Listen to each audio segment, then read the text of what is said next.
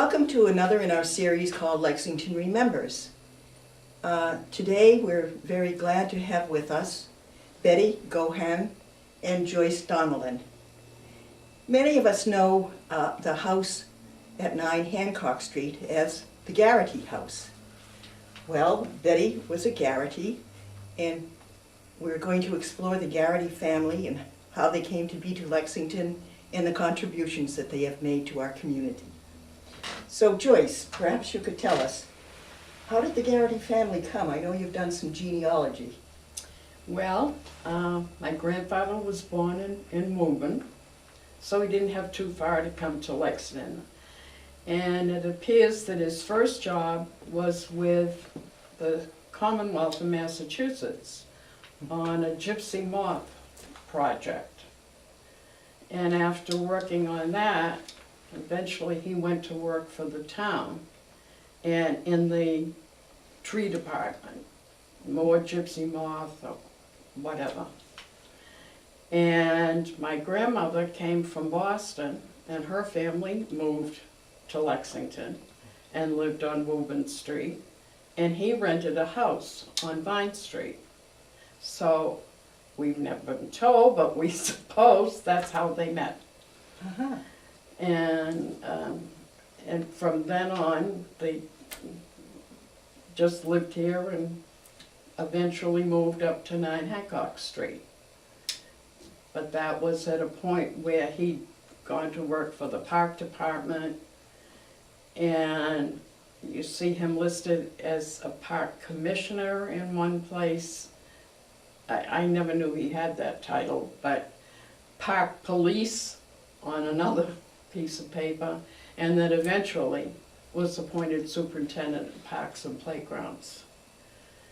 So I'm not positive exactly what date they moved into 9 Hancock Street, but we do know that the two younger boys were born there, and Betty certainly was born there.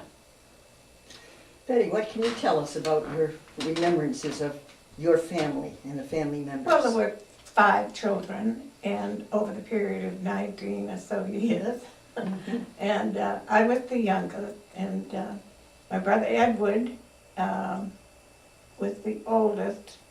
He graduated from high school. He went to Norwich for, I don't think he graduated, but he went to Norwich for a couple of years.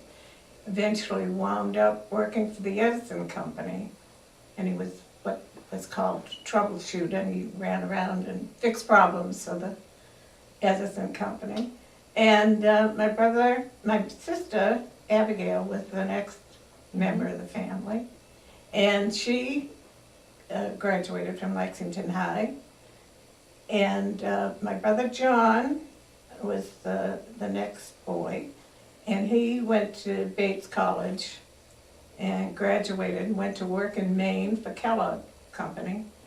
My brother Jerry was the youngest boy, and he was 7 or 8 years older than I. Mm-hmm. And then I was the last. And Jerry was in the service during World War II, was in Germany, Battle of the Bulge. And I was a member of the Cadet Corps nurse program that they instituted during the war. And I graduated from Mount Auburn Hospital School of Nursing. And so I'm the only one left of the family.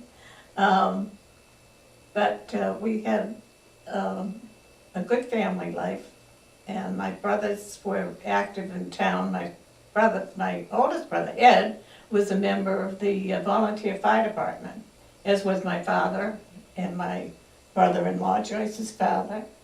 And that was, as I say, they were volunteer, so that's a whole other story. But my brother was active with the VFW. My younger brother, Jerry, was active in the VFW. And so we all were, and my brother John was very active. He was a guide when he was in high school. Mhm. And he wrote papers on the town and the history and very, active in town. So we've all, grown up here. It was our home, and we appreciated everything, the town had to offer. I thought it was a great place to grow up. Oh, great, good. Now, I understand that when the Garritys, when your family lived at 9 Hancock, that the town equipment was kept there. Is this correct? Well, it was kept in what we call the barn. That's where they kept all the town equipment. The work crew came in the morning and picked up the mowers and what have you, and took them around and mowed all the town properties. And all the equipment was kept there. Yeah. It was a barn. I'm not sure how they improved it. Joyce, as we have been interviewing people for the Lexington Remembers, a lot of them who grew up in the town of Lexington have fond memories of the activities on the playgrounds and the pool and all the recreation in Lexington. Can you tell us what John Jay, or otherwise known as Jack, had to do with all of these things? Well, I guess you'd say he began all of them.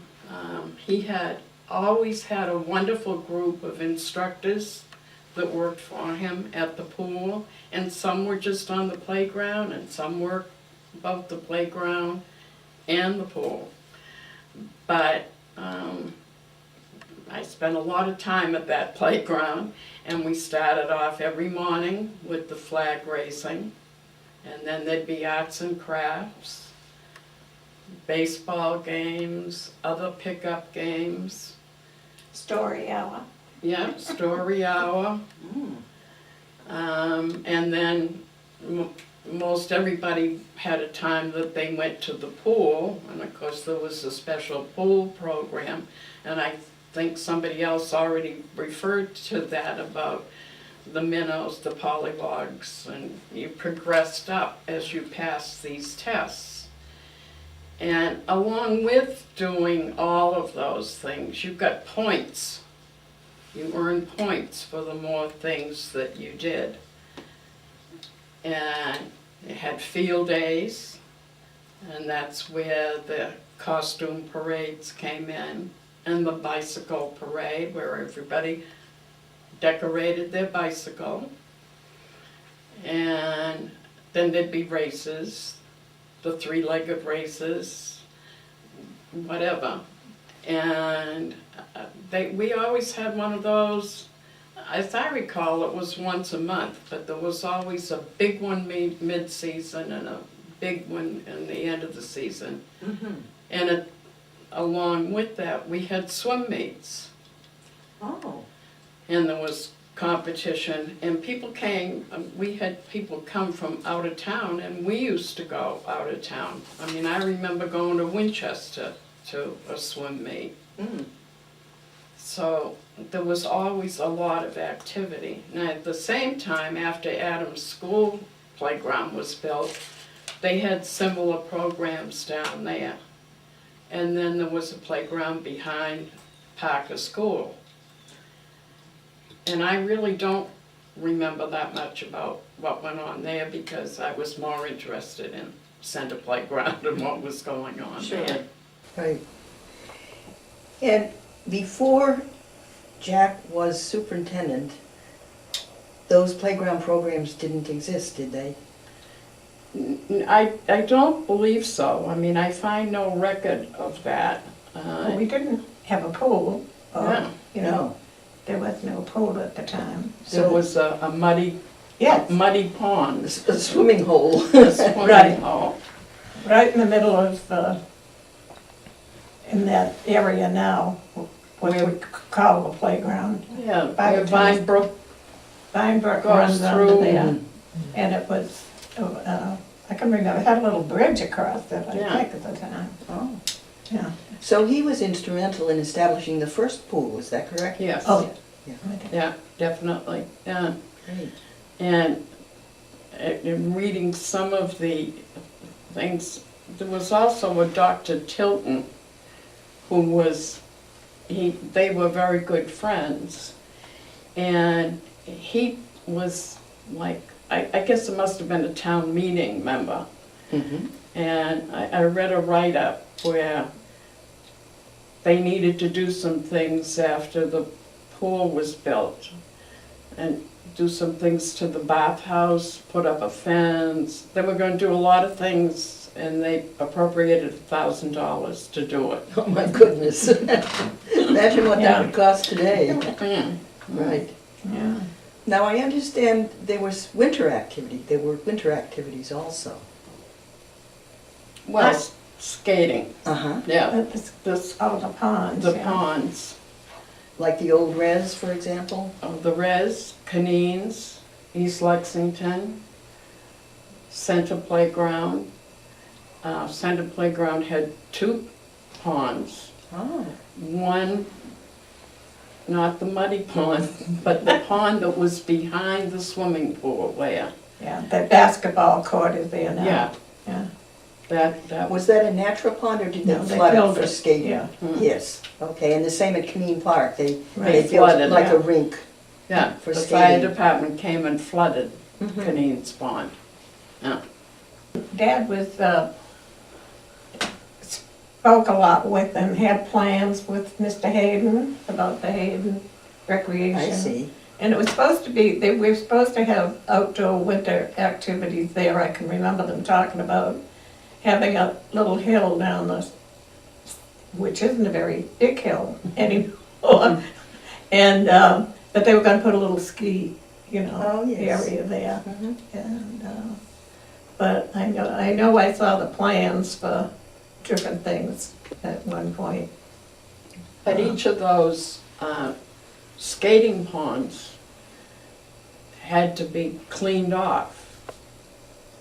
And If it snowed the park or anything. department took care of that. Mhm. And sometimes they plowed the reservoir with a truck, which was known to go through the ice a couple of times. I was thinking it would have to Okay, be yeah. relatively Yeah, they'd thick. think it was a good, but Mhm. they'd get too close to the edge. And Mhm. so sometimes that didn't work out too well, but Interesting times. yes, yeah. Now, I have heard that some people enjoyed going swimming after hours. Can you tell us a little bit about that? Well, yeah, they did. And I'm very aware of it, like when I was in high school, because there were a lot of my friends who took that opportunity to go climb over the barbed wire to get in and go. But one thing that my grandfather insisted was that if the police caught them, there was to be no arrest or anything, just scare them. Mm-hmm. So maybe they wouldn't come back again, or they'd be back the next night probably, but they didn't do that.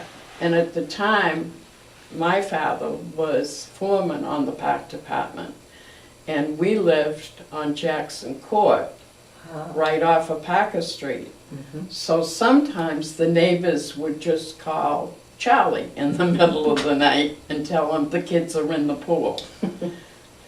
So he would go with his flashlight and wait till he got up and actually spotlight and shine it on them, and he would scare them. But recently went to a class reunion where 2 of the fellows clearly remembered. But I did think it was just great that he did not want to see anybody arrested for trespassing. Right, and yet he didn't want to see any awful tragic accidents happen either. No, it made him nervous that they would do it, Mhm. and he would talk to them about it, and yeah, we won't do it anymore.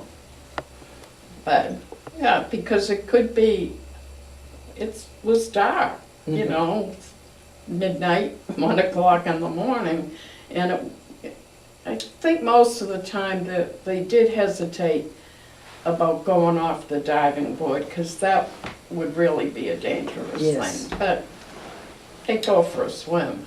Mhm. Well, boys will be boys, as they Yes. say. Because the girls would never do that. No. No. Well, besides all the public service that Jack was involved in, I know he was a member of a lot of different organizations, and he received awards from different organizations. Maybe you could tell us a little bit about his 4-H involvement, Well, Boy Scouts. I remember the 4-H because I used to, again, be driven up to Westford where they established a 4-H camp, not camp, but. Fairgrounds. And so he was very involved with 4-H, and he sent me off to learn how to can vegetables because, you know, he really appreciated it of the women who worked for the 4-H and taught everybody how to sew and how to cook, and so he was, as I say, that was one of his pet things. And he was also the Boy Scout. Yeah, yes, and it appears that he was very instrumental in starting Troop 160 at St. Bridget's. Oh, yes. But prior to that, back in 1920 and 23, there was some other troops, Troop 4, Troop 6, that he had something to do with. So way back then, he started with the Boy Scouts. And I understand that he was awarded the Silver Beaver. He was awarded the Silver Beaver. He was so proud. Well, that Two is of them that is in a, that. a high accomplishment in Boy Scouts for Boy Scout leaders. Right. That's wonderful.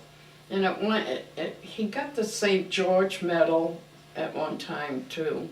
And that was before the other, and he was always getting a little pin with a diamond or an emerald or something from one of the organizations. But he just loved the Boy Scouts, and he belonged to the Grange at one time. And was he involved with the Lions? No, No. he was never involved with the Lions. Why, I don't know. He didn't have time for it, I think, because he was involved. And during the war, he was involved. He was on the board of directors for the local USO. Yeah, he loved theater. I have this vague, and Joyce doesn't, because she was younger. I was very young at the time. I have this memory of them showing movies, silent movies, over in the First Normal School, the Masonic Temple. Masonic Temple, which was right across the street. And my dad being involved in that. Now that's, vague from being a little one. Sorry, I don't have my sister around. She probably would remember that. But at the same time, back on the playground, I kind of forgot that at the moment, but you probably know that back in 1925, they had a big pageant. Yes. That's around that place where the basketball thing is now. Well, we used to have pageants from the playground. We used to have pageants around there and put on plays. I mean, I know I was in them, but I don't know. Well, it used to be based on something in history or something, Yeah. and it was at night. And, townspeople would come and sit around the pond, what was a pond, man-made. And the participants would be, over on the other side. And, as I said, it was at night, and they lit up the place, and people would act out certain periods of history or what have you. And we had one of those, every year. And we had similar at the pool, sort of like an aquacade kind of thing we had. Synchronized A lot of swimming. activities. It sounds like a lot of fun times. Yeah. It was. Oh, we did. We Yeah. look forward to those things. We went to, at the end of the year, we went to Canopy Lake. don't know, I'm not sure we went to any place else, but we No, usually all I remember is going to Canopy yeah, Lake. get on the bus and go up to Canopy Lake and spend the day. Yeah. And I do have a recollection in my mind that somebody, the town did not pay for all of that. Somebody donated money. So To it get was the like buses. subsidized. And I want to say, and I hope I'm not saying this incorrectly, but Mr. Mulligan, who was like the treasurer of the bank in Lexington Center, he had something to do with giving the money, because it's very clear in my mind that I was on the bus. We had to go through Lexington Center and clap for him Okay. as we went. That's And I believe all the playgrounds were involved in that. I mean, anybody could go. And, Oh, and I guess that in the later years, that they had a bus from Adams School that brought the kids up to swim. yeah. But I'm not sure. I mean, anybody could come up, I'm not sure. that's, I mean, after listening to Bill Daly, I know he went to the res in Arlington, but Well, that was closer for him. that was closer, yeah. Now, Jack also was a recipient of the white tricorn hat. Do you remember when that was? It was the third one given, I remember that. 1956. Yes, Great. Do you still have the hat? Karen has Karen the has- hat. Karen has the hat. Karen is that, yeah. Thank you. Yes, and Monsignor Casey presented him with his white hat. So I think that was really a shock to him. Well, it was, because nobody knew, but. They do keep it secret. Yeah, Yes. yeah, but he certainly was so pleased. He did not hesitate to have his picture taken with it, and he just was thrilled. But because he felt like he worked his way up through all of that, and he was so proud of how that he would get that. Yeah.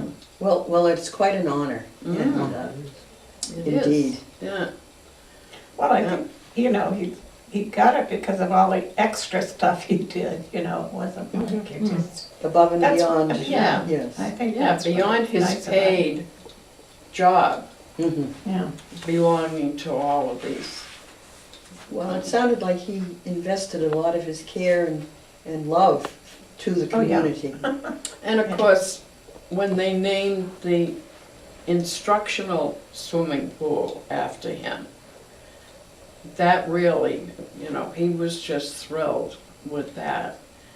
And a lot of the family was able to be there the day that they did that. And Bob Cataldo was the selectman at the time. And Bob was on the East Lexington playground growing up when he was in charge. And he always kidded Bob because Bob won a marble contest one time. And so he felt, he was very close to Bob. But Mhm. the people because another thing that he did was he was the water safety commissioner for Lexington. Mm. And the people came from the Red Cross that day and from the Boston chapter. It sounds like he wore an awful lot of hats. Yes, he Which is did. wonderful. He he did. did.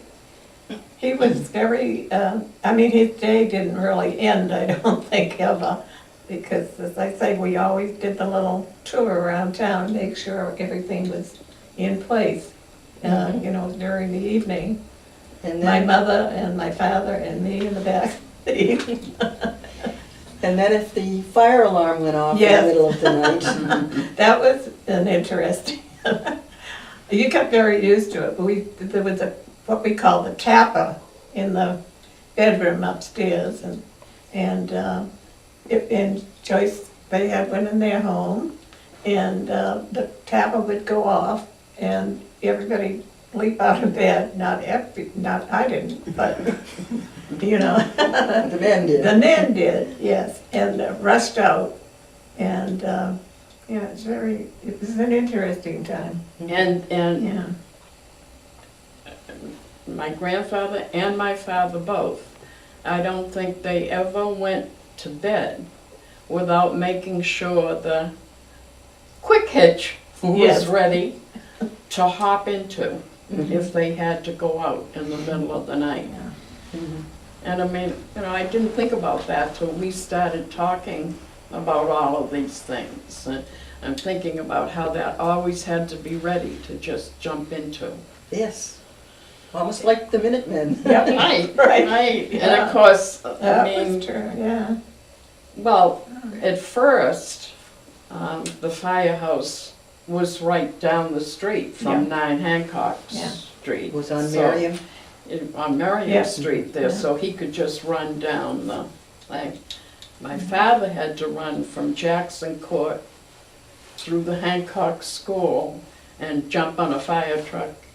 I mean, he'd look up where the fire was Mhm. by the alarm and jump on the back of the fire truck and off they'd go. Wow. I mean, you know, I now think about how dangerous that whole thing was. Yes, yes. Yeah.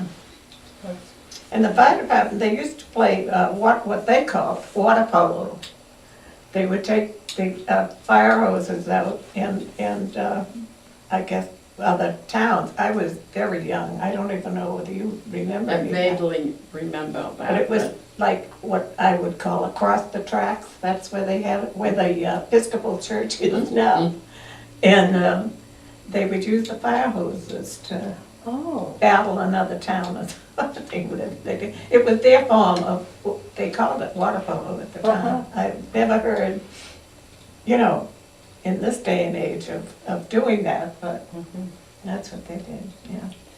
now, Lot when, going on. when the Garrity family moved out of the 9 Hancock Street house, I noticed for a period of about 20 years, it had a Red Cross symbol on it, and it was a Red Cross headquarters Mhm. in Lexington.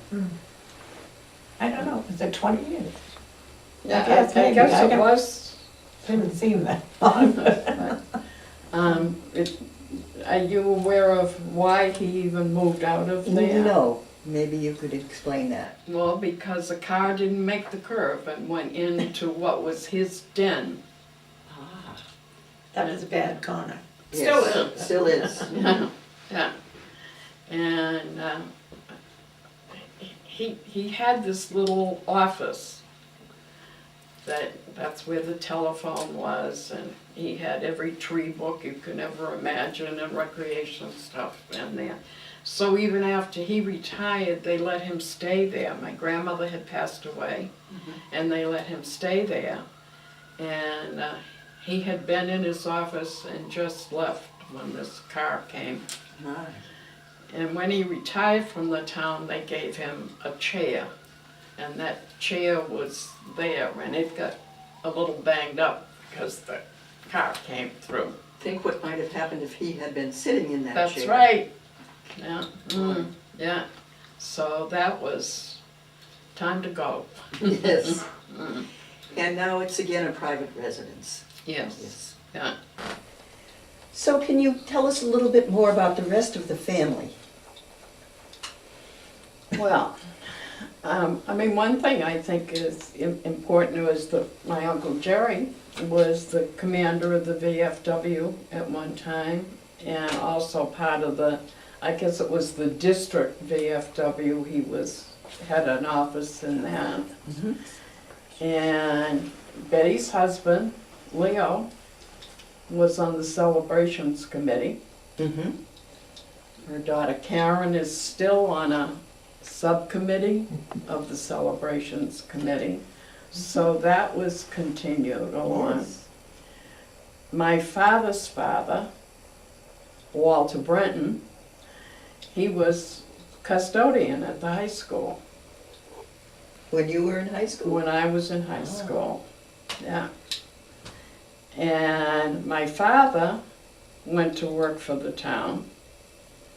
and he reported to my grandfather. So he reported to work at the barn. And then he took my grandfather's place when my grandfather retired. And because by this time he was used to those calls in the middle of the night, and he took over putting the flag up, taking it down when my grandfather could no longer do it. That was And- on the Battle Green. On the Battle Green, yeah. And then my brother-in-law went to work for the town, and he eventually became the director of operations. And my nephew now works for the town for the engineering department. So we never got that far away from the town. And I worked for the town, the water department, sending out the water bills for a period of time. Mm-hmm. So it seems like we were all very happy in Lexington. And total family involvement Yeah. through the generations. Yeah. That's wonderful. It's a wonderful legacy. So, Well, do you have any final words on no, the the only legacy thing of that I keep thinking of is that, and I understand this probably hasn't changed with the people or the residents there now, but to him, the common was sacred ground. Mhm. The monuments were there, the men had died there, it was sacred. So if he saw somebody, which happened quite often, with their golf clubs arrive to play golf on the common, which you can't imagine anybody doing, but But it happened. but it happened, he'd be out of that house like a shot and across there. Now, I understand that now, some of them play frisbee over there, and that's not looked at either as a good thing. Mhm. But after he retired, they asked him if he would work with the guides. And using what my Uncle John had written, he kind of came up with one of the tests he added on to the test that was already there. So he still, This legacy is still there. he was still going, Yeah. and still doing 4-H, still doing scouts. Just, So in his retirement, he kept busy Yeah. too. he did, he did, Never gave up. yeah. Well, thank you so much for sharing these stories with us. And You're welcome. We're happy to do so it. Joyce Yeah. and Betty, thanks for Yeah. your time and all your research, and Yeah. it's been wonderful learning about Jack. Well, she's the one, keeper of the flame, yeah.